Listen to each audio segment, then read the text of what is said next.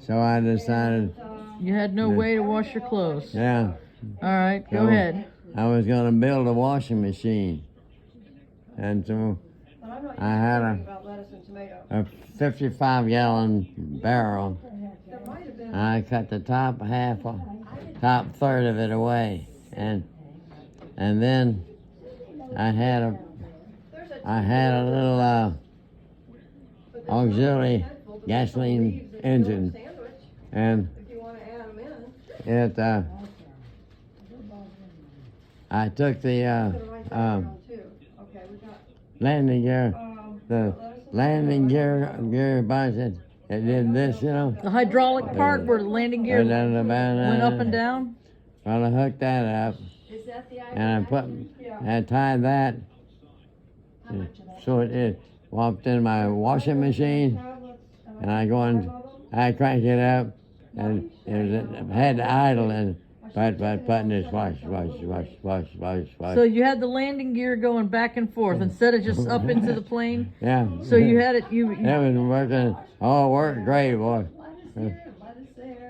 That's a great story. So and I was I was back over in my shop, and that washing machine was out there, and it had to run at idle speed, and I was over at my shop, and I heard this funny noise, and I couldn't figure out what it was. I said, oh my God, that's the washing machine.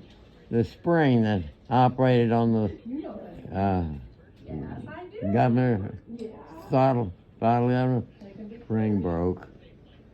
Oh. And that damn motor went wide open, and it slammed back and forth, and it just shredded all the clothes. Oh no! And the clothes were hanging over the framer. We were in a tent, and the shredded clothes hanging all over the place. I wrote about that. Okay, have you ever read my little?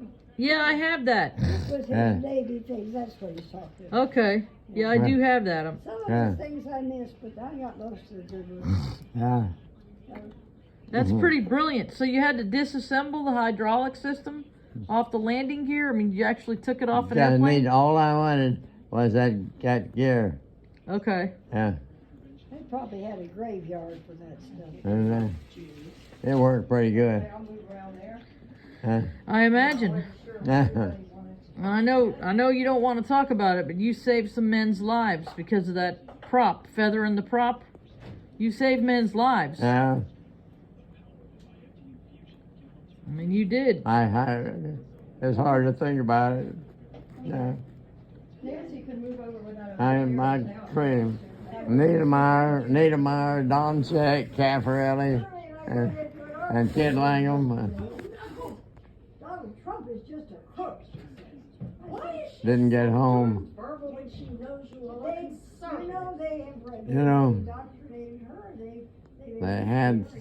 They referred to as survivor guilt. Right.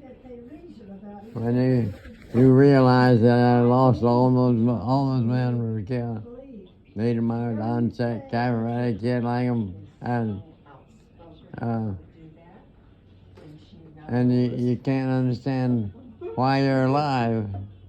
How come you didn't still here, you know? But the little,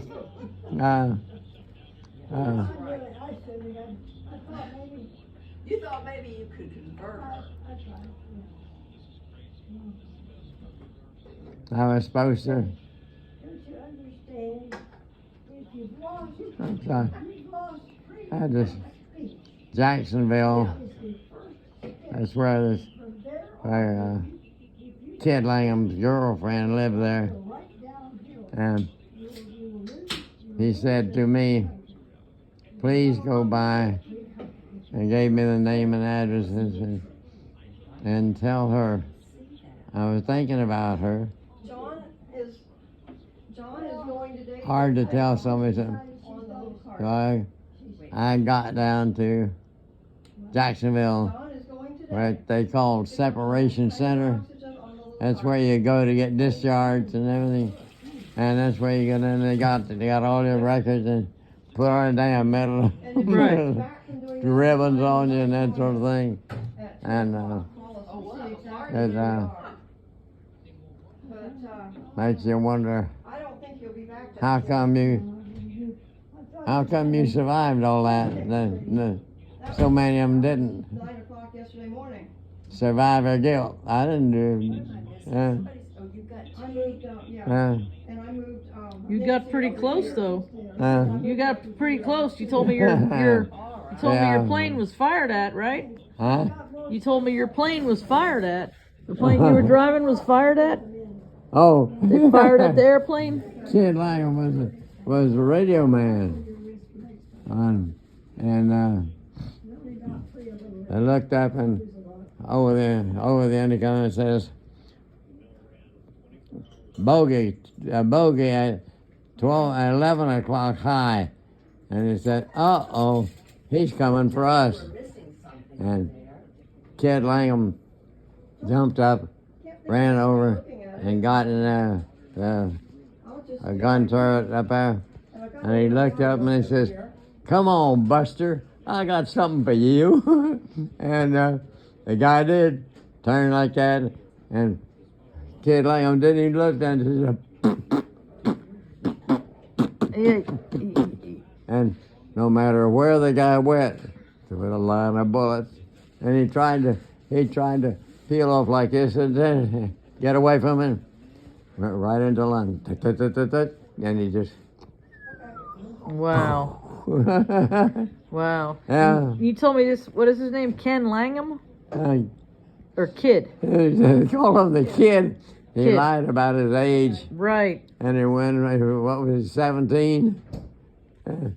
Or 16 or whatever. He wanted to get it go in the war. So Yeah. Yeah.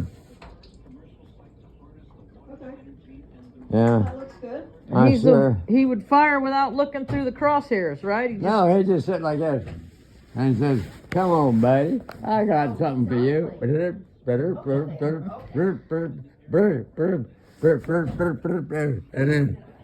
the guy, there's a line of bullets, and you can see the tracers.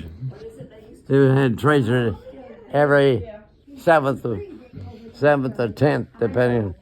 There was a tracer, and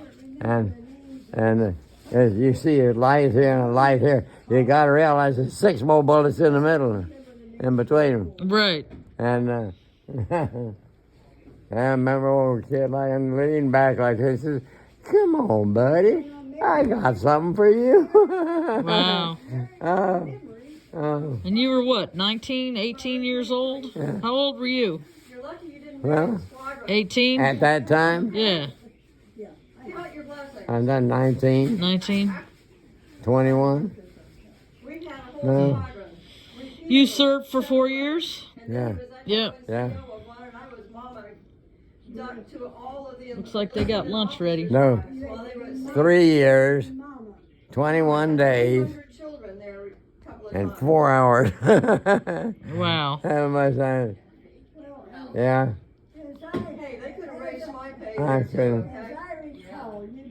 I couldn't go tell that little girl that that Kid Langham was. To a lot, okay? I was the last person to talk to him. There was a lot Yeah. I had to do. You couldn't tell her? But I had kids. And No, everything I else. found out later that she had another boyfriend. Oh. Yeah. Yeah. Okay, Dad and Nancy, we're ready to eat, I think. All right. What did you say? Ready to eat.